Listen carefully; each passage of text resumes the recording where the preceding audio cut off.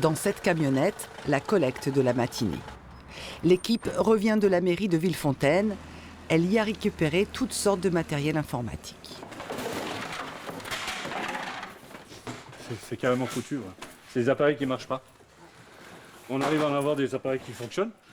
Ceux-là, on les garde et on les répare. Et quand c'est foutu, c'est pas poubelle, c'est recyclé. Sur les étagères, des palettes d'unités centrales et d'imprimantes prêtes à être vendues pour le recyclage.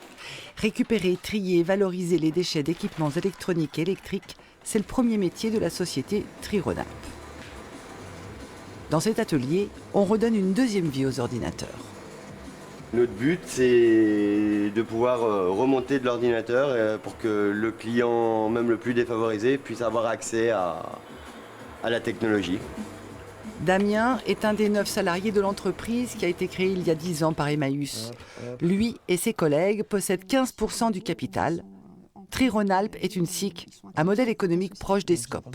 Donc ils n'ont pas le droit de vote aujourd'hui. Ambiance studieuse dans les bureaux. Dans quelques heures doit se tenir l'assemblée générale de l'entreprise. Ils ne savent pas, tu peux dire est-ce que tu proposes, est-ce que ça vous convient? Astrid Anders ne travaille pas ici, elle appartient à l'Union régionale des SCOP qui assure l'accompagnement des coopératives. C'est tout au long de l'année, à travers effectivement la préparation de l'assemblée générale. On s'était déjà rencontrés il y a 3 semaines.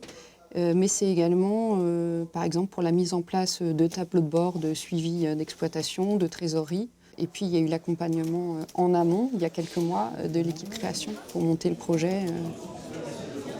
Je demanderais d'être un peu indulgent, c'est une première pour nous. L'Assemblée générale commence et c'est le directeur qui présente les comptes. Les représentants des associations et des collectivités territoriales, qui sont eux aussi sociétaires, ont comme les salariés leur mot à dire.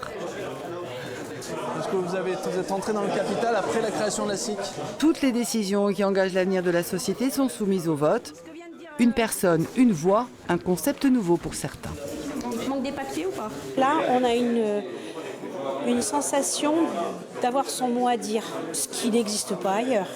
Là, on a vraiment l'impression de ne pas compter pour du beurre et de pouvoir dire moi je suis d'accord avec ça ou je ne suis pas d'accord ou je pense qu'on pourrait améliorer tel ou tel point.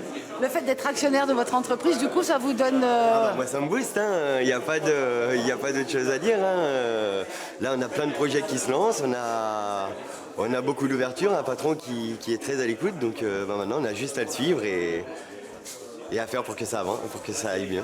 Je ne me sens pas forcément comme un patron qui demande, qui dirige ou qui voilà. Mon rôle en tant que directeur général, c'est aussi impulser finalement les orientations et de préciser, d'expliquer, pour que les gens puissent adhérer au même projet. Notre région compte 407 coopératives qui emploient un peu plus de 6000 salariés. Ce sont dans les départements du Rhône et de l'Isère qu'elles sont les plus nombreuses. Pour ce professeur d'économie sociale et solidaire, le modèle des entreprises coopératives a fait ses preuves. 75% d'entre elles existent toujours après 5 ans d'activité, contre la moitié pour les sociétés classiques. Les statuts leur permettent aussi de mieux résister à la crise. Lorsque l'entreprise fait du profit, du bénéfice, eh bien, elle doit garder dans l'entreprise une partie non négligeable de ce bénéfice.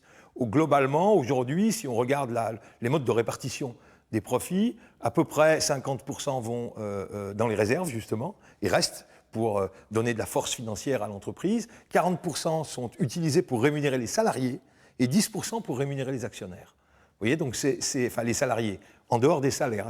On voit bien ici que c'est une force très importante, notamment face aux situations de crise financière qu'on connaît depuis 2008, et qui donne au SCOP et à l'ensemble d'ailleurs des structures de l'économie sociale et solidaire, un pouvoir de résistance à la crise qui est quand même très supérieur à la moyenne. Tri-Rhône-Alpes prépare l'avenir, le secteur de la collecte des déchets est devenu trop concurrentiel. L'entreprise va donc se diversifier. Elle va s'équiper d'une imprimante 3D pour fabriquer différentes pièces mécaniques. Ce laboratoire sera ouvert à tous.